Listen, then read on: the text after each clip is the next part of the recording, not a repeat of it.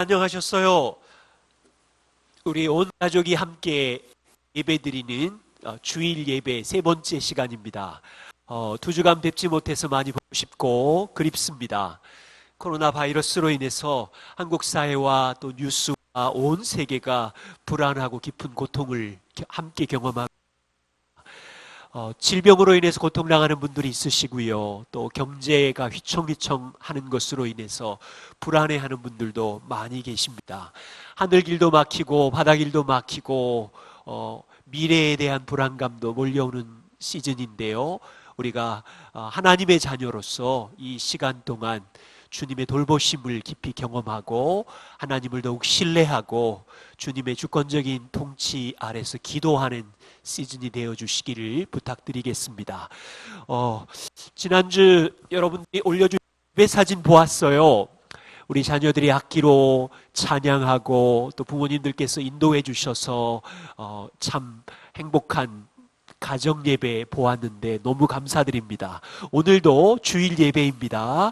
우리 바른 자세로 또 말씀에 집중하고 한 마음으로 하나님 앞에 예배하고 말씀을 경청하는 시간 되어 주십시오. 교회 몇 가지 소식을 말씀드리겠습니다. 3월 말씀 묵상과 기도 함께 참여해 주셔서 감사합니다. 이제 요한복음 4장 5장 지나고 있습니다.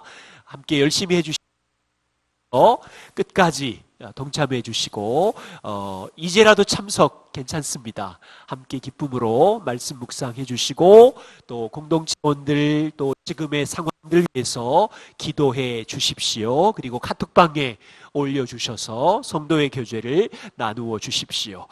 복음과 삶 1대1 과정 시작합니다. 3월 21일 설번트 반 토요일 날 오전 9시고요. 또 예비 리더 반도 3월 28일 누구나 참석할 수 있습니다. 3월 28일 토요일 오전 9시 기억해 주시고 또 연락해 주십시오. 3월 22일 다음 주는 우리가 예배당에서 만나서 예배 드릴 수 있기를 소망합니다. 기도해 주십시오. 상황을 보고 말씀을 드리겠습니다. 한 가지 간곡한 부탁은 코로나로 인하여 우리의 마음을 지키시고 또 우리 자녀들을 보호하시고 또 고통당하는 이웃을 위해서 기도해 주십시오. 특별히 교회 안에 코로나 상황으로 인해서 어려운 분들이 여러 가정이 있으십니다. 서로 돌아보아 주시고 주중에 전화로 카톡으로 페이스타임으로 서로 위로해 주시고 교제해 주시면 감사드리겠습니다. 이 어려운 시간 우리는 한 몸이고 한 공체입니다. 오늘은 주일 말씀 김경수 목사님께서 말씀해 주시겠습니다. 우리 목사님의 말씀을 기쁨으로 경청하고 함께 하나님의 말씀을 듣겠습니다. 여러분 안녕하세요. 이렇게 영상으로 인사하게 돼서 반갑습니다. 우리 서로 가족들한테 서로 격려할까요? 잘 버팁시다. 우리 서로 인사하도록 하겠습니다. 혼자 계신 분, 예배 드리시는 분도 잘 버팁시다. 인사하시기 바랍니다. 자기에게. 자, 오늘 우리 말씀을 위해서 먼저 한번 기도하는 시간 갖겠습니다. 같이 기도합니다. 주님, 온 세상에 코로나 바이러스가 창궐하고 있습니다. 우리의 연약함을 불쌍히 여겨 주옵소서. 우리들이 하나님의 창조 질서를 어기고 또 욕심대로 살아온 죄를 용서하여 주옵소서. 하나님의 은혜를 잊고 교만하게 살았던 죄도 용서하여 주옵소서. 간구합니다. 전염병이 더 이상 확산되지 않도록 주님 도와주옵소서. 또 나라의 지도자들에게 지혜와 용기를 주옵소서. 특별히 우리 주님의 은혜 공동체가 한 마음으로 이 위기 상황을 극복하고 지혜롭게 대처하게 하옵소서. 하루속히 함께 모여 주님을 높이는 날이 오게 하게 하여 주옵소서. 오늘도 예수님의 삶을 통해서 우리가 이 코로나 사태를 어떻게 극복해야 할지 배우는 시간을 갖고자 합니다. 저희들에게 말씀하여 주옵소서. 저희가 듣겠습니다. 예수님의 이름으로 기도합니다. 아멘. 여러분, 코로나로 얼마나 힘드십니까?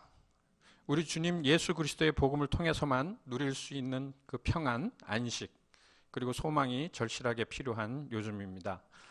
저는 이번 코로나 사태를 통해서 우리나라가 안전사회 또 신뢰사회로 거듭나는 기회가 되기를 기도합니다. 또한 우리 주님의 은혜 공동체에 속한 성도 여러분 모두가 우리 주님이 주시는 참된 평안과 또 소망을 풍성하게 경험하는 특별한 은혜가 임하는 그런 시즌이 되기를 기도하며 또 축복합니다. 언제부터인가 이 두려움, 또 불안, 이 공포라는 단어들이 우리에게 친숙한 단어가 되어버렸습니다. 이 코로나 사태 때문에 이 국가 트라우마 센터에서 이 불안한 그 국민들을 위해서 자가 진단하는 그런 기준을 발표했습니다. 9가지 기준이 있는데요. 우리의 불안 수준을 알 수 있는 9가지 기준이 있는데 여러분에게 해당되는 것이 있는지 한번 점검해 보시기 바랍니다. 첫 번째는 두통, 또 소화불량, 어지러움, 두근거림이 있다. 그러면 스트레스가 있는 거예요. 두 번째, 잠을 못 잔다. 세 번째, 불안하고 쉽게 놀란다. 네 번째, 화가 나고 짜증이 많아졌다. 다섯 번째, 원치 않는 기억이 반복적으로 떠오른다. 여섯 번째, 잘 기억하지 못하고 집중하기 어렵다. 일곱 번째, 멍하고 혼란스럽다. 여덟 번째, 눈물이 나고 아무것도 하기 싫다. 아홉 번째, 기운이 없고 아무것도 못할 것 같다. 만약 여러분이 이 중에서 한 개라도 있으면 스트레스가 있는 겁니다. 우리에게 적당한 스트레스는 살아가는 데 도움이 될 수 있지만 지나치면 문제가 되는 거죠. 우리는 가끔 우리 주변에서 이 세상의 고통과 근심을 혼자 짊어지고 사는 것 같다는 말을 듣거나 또 그렇게 사는 사람들을 봅니다. 세상 일을 혼자서 다 하는 것 같은 그런 사람들도 만나죠. 어떤 경우이든 그 의미는 그 사람이 어떤 스트레스를 받고 있다는 겁니다. 사람들은 누구나 인생의 스트레스를 짊어지고 살고 있습니다. 그런데 이런 세상의 모든 스트레스를 짊어지셨던 한 사람이 있었습니다. 그분은 바로 예수 그리스도이십니다. 오늘 우리가 같이 말씀을 볼 건데요. 우리 여러분 그 아웃라인에 있습니다. 요한 1서 2장 2절 말씀 우리 같이 한 목소리로 읽겠습니다. 시작. 그는 우리 죄를 위한 화목 제물이시니 우리 죄만 위한 것이 아니라 온 세상을 위한 것입니다. 이 세상의 모든 죄를 예수님이 지셨다는 거죠.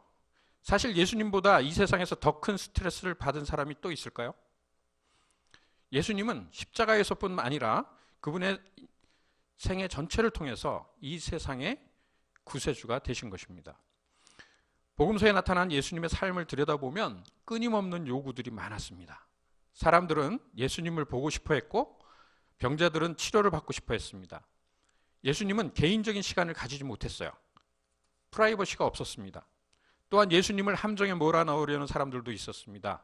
사람들은 예수님을 오해했고 조롱했습니다. 심지어는 죽이려고까지 했습니다. 예수님은 수많은 기대를 안고 살아가셨습니다. 아무도 예수님이 겪었던 스트레스를 경험하지는 못했을 것입니다. 그런데 예수님의 생애를 우리가 또 살펴보면 그분은 그 스트레스 때문에 그분이 해야 할 일, 즉 그분의 사명을 수행하는데 방해를 받지 않으셨다는 것을 우리가 알 수 있어요.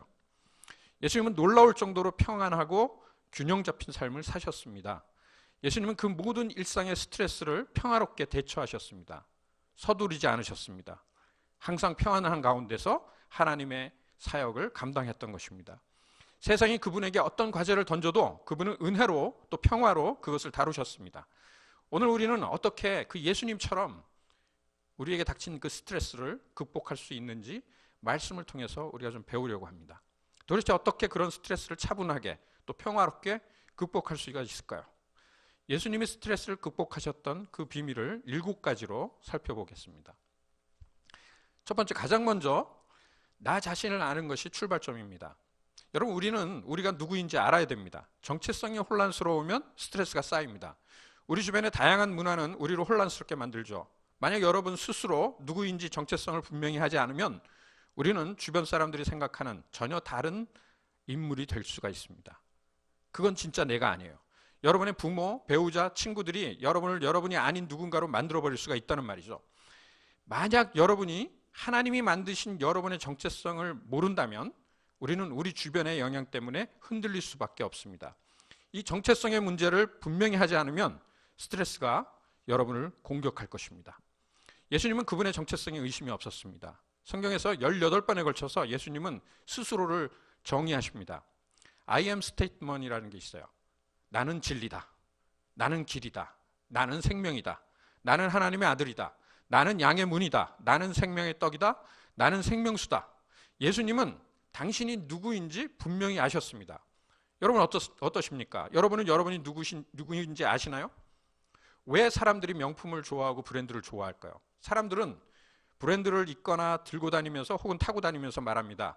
I am iPhone, I am BMW, I am Nike, 블라블라블라. 여러분이 어떤 브랜드를 소유하게 된다면 그 브랜드가 여러분의 기분을 좋게 해줄 수 있습니다. 거기에 문제가 있어요. 그런 브랜드가 여러분의 정체성을 설명해 주지는 않습니다. 그러나 여러분이 누구인지 모른다면 다른 사람에게 보이기 위해 여러분은 스스로를 포장해야 합니다. 사랑하는 여러분, 우리는 우리가 누구인지 알아야 돼요. 스트레스가 언제 찾아옵니까? 스트레스는 내가 아닌 내가 되기 위해서 노력할 때 찾아오죠. 우리가 아이들을 키울 때 그렇습니다. 우리 아이의 원래의 모습이 아닌 내가 원하는, 또 부모가 원하는 아이를 만들려고 할 때 문제는 시작이 됩니다. 스트레스가 쌓이기 시작합니다. 제가 만약 가수 서른도시처럼 노래를 부르려고 시도한다고 해봅시다. 지금은 안 할 거예요. 아마 여러분들 중에 대다수는 웃을 겁니다. 아마 몇 분들은 재미있게 들으시겠죠? 저의 그런 행동은 노래를 부르는 저나 듣는 여러분에게 일정한 어떤 스트레스를 가져다 줄 것입니다. 그런데 우리가 우리 자신을 아는 데는 이 두 가지 함정이 있어요. 모방과 비교입니다. 우리는 우리 자신이 누구인지 모를 때 우리는 누군가를 모방합니다. 우리는 또한 비교합니다. 옷을 비교하고 머리를 비교하고 우리의 직업을 비교하고 월급을 비교합니다. 차도 비교하고 집도 비교하죠. 심지어 우리의 아이들도 비교합니다. 하나님은 그것이 어리석은 짓이라고 그렇게 말씀합니다. 하나님은 저와 여러분을 특별하게 유니크하게 만드셨기 때문에 이 세상에 아무도 여러분과 같은 사람은 없습니다. 미국 드라마 중에 CSI라는 드라마 여러분 보시는 분도 계실 거예요. 거기서 범인을 잡는데 무엇이 사용이 됩니까? 우리의 지문이 다르고 목소리, 발자국 이 모든 게 다 달라요. 하나님은 절대로 복제를 하지 않으십니다. 하나님은 절대 모방하지 않으세요. 여러분, 우리는 하나님의 자녀예요. 우리 모두는 하나님의 작품인 것이죠. 또한 하나님께서는 우리의 장점과 단점을 받아주세요. 그래서 우리에게 겸손이 필요합니다. 여러분이 얼마나 많은 장점들이 있는지 모릅니다. 또 단점들도 있죠. 겸손은 우리가 우리의 장점들을 부인하지 않는 거고요. 또한 겸손은 우리의 단점에 대해서 정직해지는 겁니다. 우리는 이 둘 다 가지고 있습니다. 우리가 우리의 정체성을 가지게 되면 우리는 다른 사람에게 인정받거나 또 다른 사람에게 의존하게 되는 것이 줄어들게 돼요. 스트레스가 줄어드는 것이죠. 사랑하는 여러분, 우리 자신을 압시다. 요한복음 8장 18절입니다. 여러분 아웃라인에 있어요. 같이 읽습니다. 시작. 내가 나 자신에 대하여 증언하는 사람이고 나를 보내신 아버지께서도 나에 대하여 증언하여 주신다. 무슨 말씀입니까? 예수님은 다른 사람의 의견이 필요하지 않다고 말씀하세요. 내가 얼마나 가치 있는 존재인지 다른 사람의 승인이 필요 없다는 것입니다. 여러분이 여러분 스스로를 사랑하면 하나님은 여러분을 좋아하십니다. 만약 여러분이 여러분 스스로 자신을 학대하면 그것은 문제입니다. 여러분, 우리는 하나님의 작품이기 때문에 예수님께서는 우리를 위해서 죽으셨습니다. 우리는 하나님의 큰 사랑을 받고 있는 하나님의 자녀라는 정체성, 이것을 잊지 마시기를 바랍니다. 두 번째로 우리는 누구를 기쁘게 하려고 살고 있는지, 즉 무엇을 위해 누구를 위해 사는지 우리가 알아야 돼요. 만약 이것을 모르면 또 여러분은 스트레스에 빠질 수밖에 없습니다. 우리가 알아야 할 사실이 하나 있어요. 우리는 모든 사람을 기쁘게 할 수가 없습니다. 저에게 아들과 딸이 있는데 둘 다를 만족시키지 못합니다. 한 명을 기쁘게 하면 다른 한 명이 삐집니다. 이것은 국가의 지도자들에게도 있는 일이에요. 지난주에 마스크 오브제를 시행했는데 이 정책에 대해서 한쪽에서는 좋아하지만 또 다른 쪽에서는 싫어하는 사람들도 있어요. 어느 누구도 모든 사람을 기쁘게 할 수가 없습니다. 하나님께서도 모든 사람을 기쁘시게 할 수가 없어요. 운동 경기를 할 때 양쪽 선수들이, 관중들이 모두 하나님께 기도하지만 결과적으로 50%는 실망하게 되어 있습니다. 누군가는 비를 위해서 기도하고 또 누군가는 해가 나기를 기도합니다. 문제는 동기부여예요. 모티베이션입니다. 무엇을 위해 사느냐는 거죠. 예수님은 무엇을 위해 사셨나요? 요한복음 5장 30절, 여러분 아웃라인에 있습니다. 같이 있습니다. 시작. 나는 아무것도 내 마음대로 할 수 없다. 나는 아버지께서 하라고 하시는 대로 심판한다. 계속해서 예수님이 말씀하세요. 나의 심판은 올바르다. 그것은 내가 내 뜻대로 하려 하지 않고 나를 보내신 분의 뜻대로 하려 하기 때문이다. 무슨 말씀입니까? 나는 나 자신을 기쁘게 하지 않는다는 거죠. 나는 오직 나를 바라보는 한 분을 위해서 산다. 그것이 삶을 단순하게 만들어요. 나는 하나님이 이 세상에 나를 보내신 목적을 위해서 산다는 거죠. 그리고 첫 번째, 우리는 우리가 누구인지 알아야 된다고 했어요. 우리는 하나님의 작품이고 우리는 십자가의 은혜를 입은 존재라는 거죠. 그리고 우리가 무엇을 위해 살아야 하는지를 알아야 되는 거예요. 우리는 하나님을 위해서 삽니다. 결국 우리가 누구인지 알고 무엇을 위해 살지를 알면 우리의 삶이 아주 단순해져요. 심플해집니다. 삶이 단순해진다는 건 다른 말로 스트레스가 줄어들게 된다는 말이죠. 그래서 누군가를 기쁘게 하려고 이리저리 뛰어다니다 보면 우리는 지속적인 스트레스를 겪게 됩니다. 우리의 삶의 모델이신 예수님은 어떻게 하셨나요? 요한복음 8장 29절, 우리가 그 아웃라인에 있는데 다 같이 또 읽죠. 시작. 나를 보내신 분이 나와 함께 하신다. 그분은 나를 혼자 버려두지 않으셨다. 그것은 내가 언제나 아버지께서 기뻐하시는 일을 하기 때문이다. 예수님은 오직 한 분을 기쁘시게 합니다. 예수님은 말씀하십니다. 너희가 두 주인을 섬길 수 없다. 한 사람을 기쁘게 하는 순간 다른 사람은 화가 나게 되어 있습니다. 또한 우리는 스트레스를 받으면 다른 사람을 비난하기를 좋아하죠. 여러분, 우리가 스트레스를 받게 되는 것은 나 자신이 그것을 허락했기 때문에 그렇습니다. 누군가에 의해서 여러분이 스트레스를 받는다면 그것은 그 사람의 인정을 받기를 원하기 때문에 여러분 스스로 선택한 것입니다. 성경은 말씀합니다. 스트레스를 극복하려면 내가 누구인지 알아야 되고 또한 누구를 기쁘게 하려고 하는지를 알아야 합니다. 세 번째, 하나님이 우리가 무엇을 하기를 원하시는지를 또 알아야 돼요. 이건 다른 말로 얘기하면 우리의 삶의 목적을 알아야 된다는 거죠. 좀 거창하죠? 여러분의 소명을 알아야 됩니다. 우리는 이 소명이라는 단어를 어떤 커리어, 직업이나 경력으로 그렇게 사용하는데 이 소명이라는 단어는 라틴어의 보체에서 왔어요. 영어로 보이스입니다. 보이스, 보케이션. 이 의미는 보이스를 들었다는 거죠. 부르심을 받았다 이렇게 표현합니다. 보이스, 나를 부르시는 하나님께서 나에게 하시는 것을, 나에게 원하시는 것을 말합니다. 우리 모두는 하나님에 의해서 하나님의 음성을 듣고 부르심을 받았어요. 여러분은 여러분의 소명을 알고 계신가요? 이 소명은 덜 중요하고 더 중요한 것이 없습니다. 어떤 사람은 선생님으로, 어떤 사람은 기술자로, 어떤 사람은 주부로, 어떤 사람은 회계사로, 또 어떤 사람은 사업가로, 또 어떤 사람은 요리사로 부르심을 받았습니다. 부르심은 다양하지만 그 모든 것은 하나님으로부터 온 것입니다. 다시 한번 묻습니다. 여러분의 소명은 무엇입니까? 그리고 여러분의 소명이 바로 여러분이 하는 일이에요. 사역이에요. 많은 사람들이 누구누구는 사역자로 부름을 받았다고 그렇게 말하곤 합니다. 그렇지 않습니다. 특별하게 부르심을 받은 사람이 따로 있는 게 아니라 우리 모두가 사역자로 부름을 받은 거죠. 목사나 선교사로 부름을 받아야만 사역자로 부름받은 것이 아닙니다. 모든 사람들이 사역자예요. 여러분이 삶의 현장에서 일하는 것이 바로 사역입니다. 그렇다면 우리의 소명을 어떻게 할 수 있을까요? 먼저 여러분의 재능이 무엇인지 알아야 됩니다. 두 번째는 내가 하고 싶은 것, 내가 바라는 것이 또 무엇인지 알아야 돼요. 만약 하나님이 여러분에게 숫자에 대한 재능을 주셨다면 여러분 수학자나 회계사나 이런 직업을 갖게 돼서 하나님께 영광을 돌릴 수가 있을 겁니다. 여러분에게 손재주를 주셔서 뭘 고치는 일을 하는데 열정을 주셨다면 또 여러분은 그것을 통해서 하나님께 영광을 돌리십시오. 여러분의 열정이 여러분의 직업적 소명을 결정하는 데 도움을 줍니다. 나의 재능과 열정 다음으로 나에게 그 일에 대한 능력과 경험이 있다면 그것이 바로 여러분의 소명이 되는 거죠. 여러분 중에 아직 저는 그게 뭔지 잘 모르겠습니다 하시는 분들은 경험이 많은 여러분 주변의 신앙의 선배를 찾아가십시오. 그리고 그분들이 여러분의 소명을 찾을 수 있도록 도와드릴 수 있을 겁니다.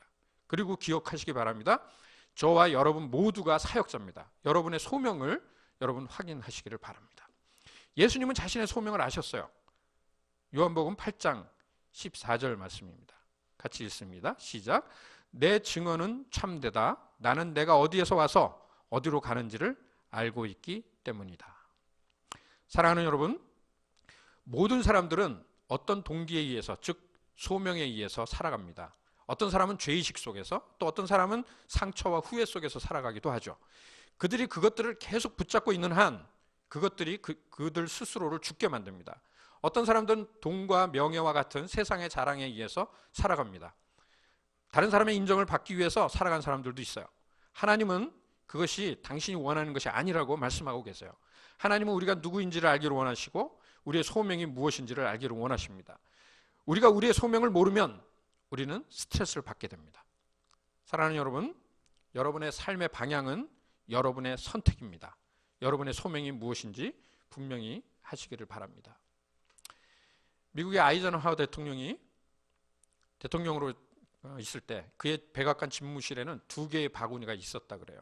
하나는 급한 일, 또 하나는 중요한 일을 거기다 분류를 해놓은 거죠. 사람들이 물었습니다. 중요한 일에 대해서 어떻게 하십니까? 아이젠하워가 나는 그것을 먼저 합니다 라고 대답을 했어요. 급한 일에 대해서는 그럼 어떻게 하십니까? 난 그걸 무시합니다. 여러분, 우리가 급한 일이기 때문에 모든 일을 하기에 우리의 시간은 충분하지가 않습니다.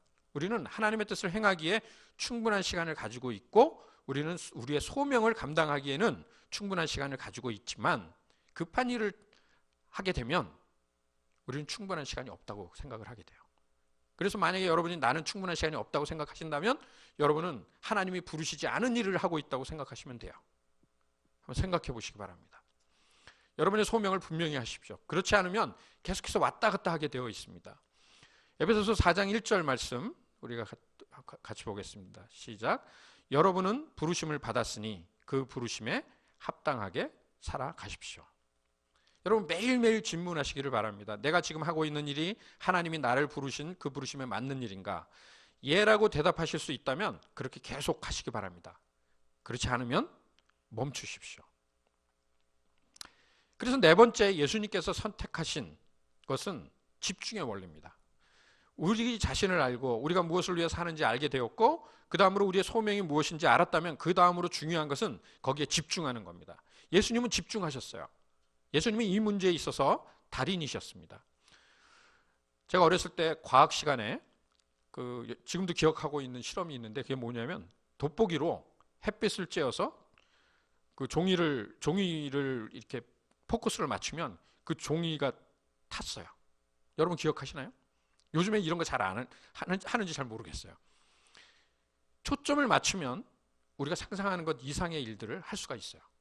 누가복음 9장 51절 말씀 우리 같이 읽겠습니다. 시작.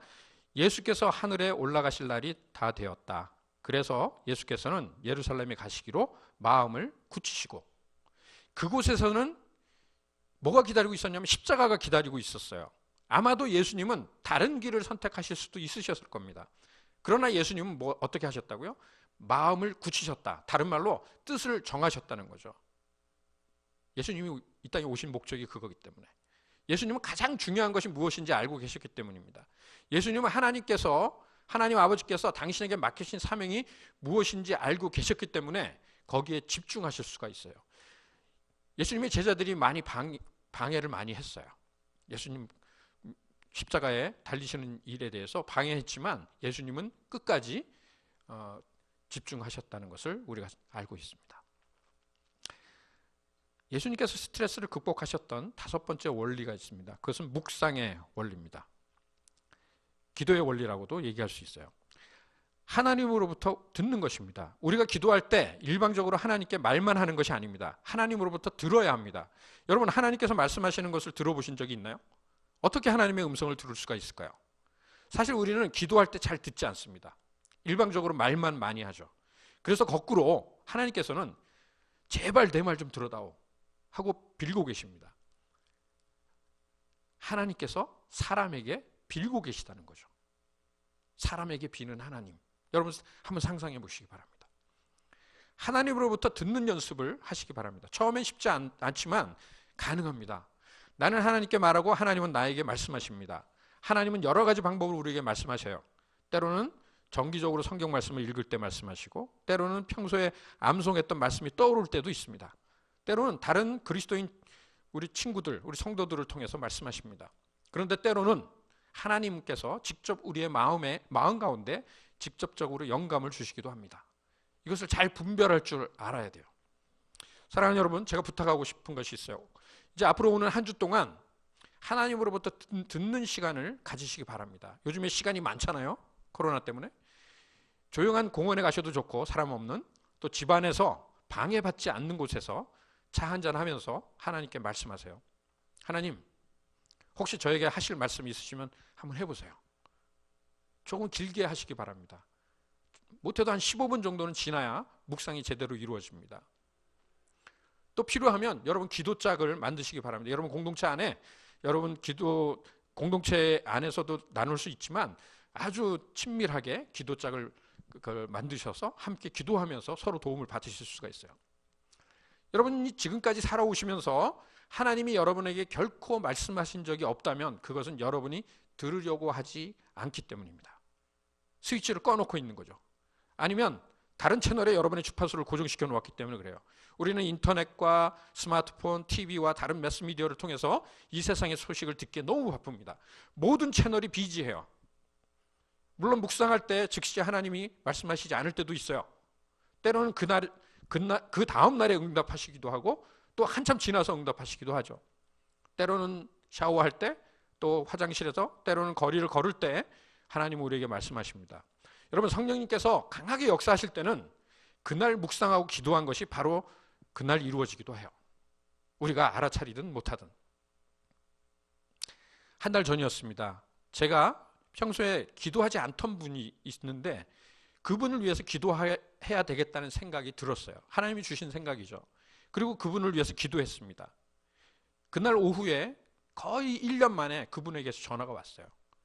그리고 그 전화는 무척 중요한 내용의 전화였습니다. 사랑하는 여러분, 하나님은 당신의 음성 듣기를 원하는 사람에게 말씀하세요. 하나님께 들으셔야 됩니다.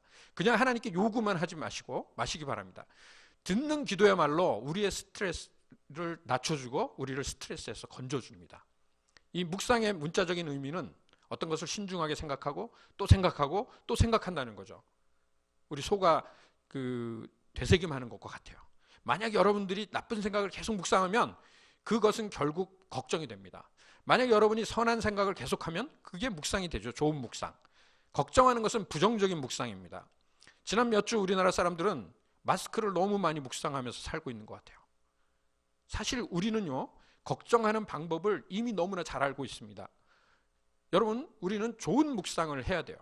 그러면 하나님께서 우리의 질문을 덜어주실 것입니다.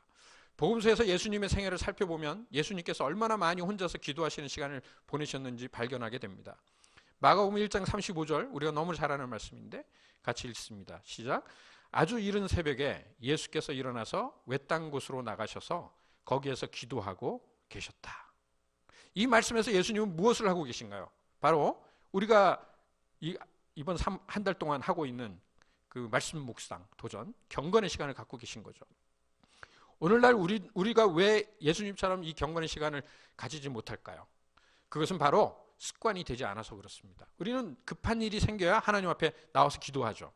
그러나 예수님은 정기적으로 또 습관적으로 그렇게 하셨습니다. 철학자 파스칼이 이런 말을 했어요. 대부분의 사람들의 문제는 가만히 앉아있지 못하는 데서 온다. 우리는 하나님께서 하나님됨을 알 때까지 기다려야 합니다. 6번째 스트레스 극복의 원칙은 소그룹 공동체에 우리가 참여하는 겁니다. 왜 그렇게 해야 합니까? 예수님이 그렇게 하셨기 때문이에요. 사실 예수님은 12제자와 함께 공동체로 사셨습니다. 하나님께서는 우리가 지고 있는 이 스트레스의 짐을 주변의 사람들과 나누기를 원하십니다. 예수님께서 그의 사역을 처음 시작하실 때 하셨던 일은 우리가 하는 이 공동체와 같은 소그룹을 만드신 것입니다. 12명의 제자를 부르시고 어떤 일을 하시든지 그들과 함께 했습니다. 예수님은 공동체를 가지고 계셨어요. 마가복음 3장 14절 말씀입니다. 같이 읽습니다. 시작.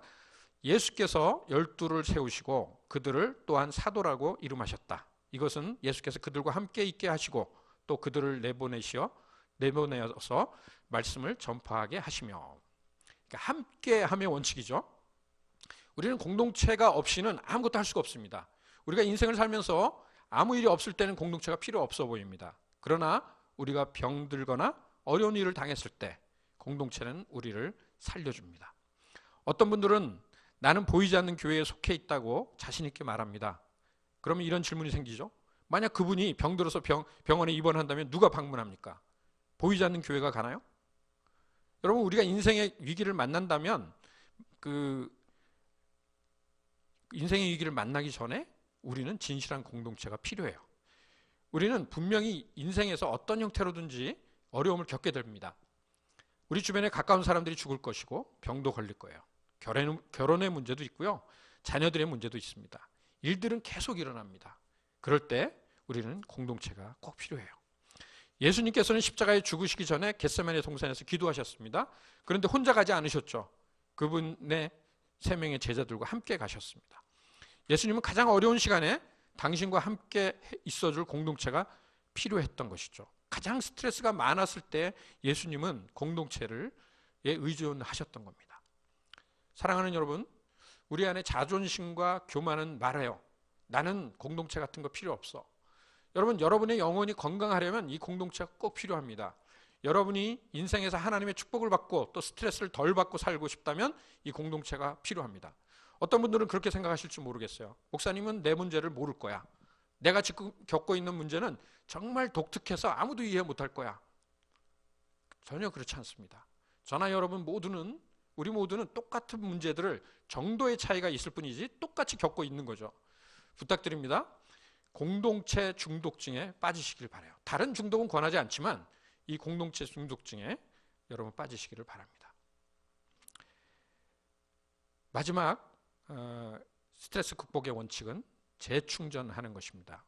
만약 여러분들이 여러분의 인생에서 스트레스를 줄이려면 내가 누구인지 알아야 되고 그리고 무엇을 위해 살아가는지 알아야 하고 가장 중요한 일에 포커스해야 합니다. 나머지에 대해서는 걱정하지 마십시다. 그리고 하나님께 들어야 돼요. 그리고 공동체에 참여해야 됩니다. 그리고 마지막으로 재충전의 시간을 꼭 가져야 됩니다. 저는 지금 하나님께서 한국 교회에, 우리 교회에 이 재충전의 시간을 주셨다고 생각합니다. 얼마나 감사한지 몰라요. 여러분 릴렉스 하시기 바랍니다. 뭘 하려고 하지 마세요. 예수님이 그렇게 하셨어요. 예수님은 연속되는 위기의 순간 가운데서도 자주 이 재충전의 시간을 가지셨어요. 수많은 모임과 만남 그리고 사역들 가운데서 바쁘게 지내셨어요. 그런데 마가복음 6장 32절 우리 같이 볼까요? 같이 있습니다. 시작. 그때에 예수께서 그들에게 말씀하셨다. 너희는 따로 외딴 곳으로 와서 좀 쉬어라. 거기에는 오고 가는 사람이 하도 많아서 음식을 먹을 겨를조차 없었기 때문이다.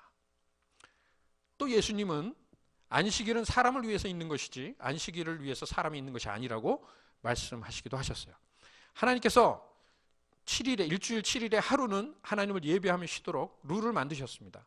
그것은 저와 여러분들을 위한 것이죠. 여러분이 지금 쉴 수 있는 시간이 없다면 여러분은 바쁜 겁니다. 그리고 여러분이 기도할 시간이 없다면 여러분은 바쁜 거예요.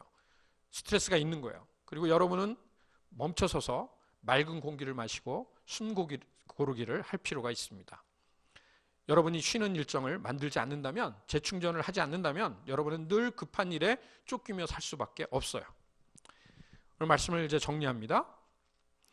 지금 우리는 코로나로 인한 위기의 시간들을 보내고 있습니다. 정말 아주 아슬아슬한 세상에서 우리가 살아가고 있어요. 여러분에게 부탁합니다. 예수님께 집중하시기 바랍니다. 기도하는 시간을 충분히 가지시길 바라요. 예수님께로 나아가시길 바랍니다. 우리가 살펴본 이 7가지 예수님의 스트레스 극복하기는 결국 우리를 구원하는 구원의 원리입니다. 구원의 원리는 간단해요. 예수님께 모든 것을 의탁하는 겁니다. 여러분이 받고 있는 스트레스를 극복하려면 그것을 주님께 맡겨야 되죠.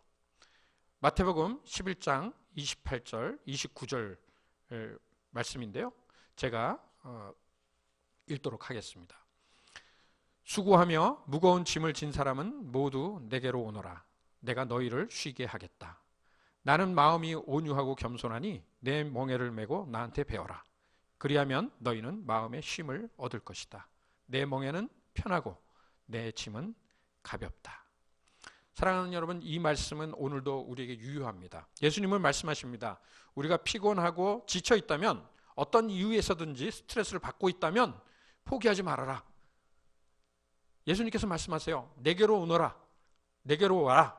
오늘 예수님께로 우리가 나아가시기를 바랍니다. 스트레스의 가장 큰 원인은 바로 우리가 예수님과의 관계가 끊어져 있고 우리가 우리의 인생을 살려고 발버둥 치기 때문이 아닌지 모르겠습니다. 사랑하는 여러분, 여러분의 스트레스를 예수님께 맡기시기를 바랍니다. 예수님은 우리가 지고 있는 짐을 잘 알고 계시고 또 우리 모두를 도우실 것입니다. 같이 기도하겠습니다. 주님, 우리의 삶에는 많은 스트레스가 있습니다. 이것을 당신께 맡기기를 원합니다. 그리고 당신을 우리의 삶의 모든 영역에서 주인으로 초대합니다. 다시 우리의 삶의 주인이 되어 주옵소서. 우리의 삶의 목적을 분명히 알도록 인도하옵소서. 우리의 소명이 무엇인지 알게 도와주옵소서. 우리의 삶의 목적에 집중하게 하옵소서. 하나님께 듣는 법을 가르쳐 주옵소서. 매일매일 당신과 함께 보내는 시간을 갖기로 다시 한번 이 시간 헌신합니다. 예수님이 삶으로 보여주신 대로 재충전의 시간도 갖도록 인도하여 주옵소서. 주님께 온전히 우리 자신의 삶을 드립니다. 주님의 기쁨이 되는 그런 삶 살 수 있게 주님 인도하여 주옵소서. 그래서 스트레스 가운데 살아가는 우리 이웃들에게 복음을 전하는 그런 주님의 제자들 되게 하여 주옵소서. 예수님의 이름으로 기도합니다. 아멘.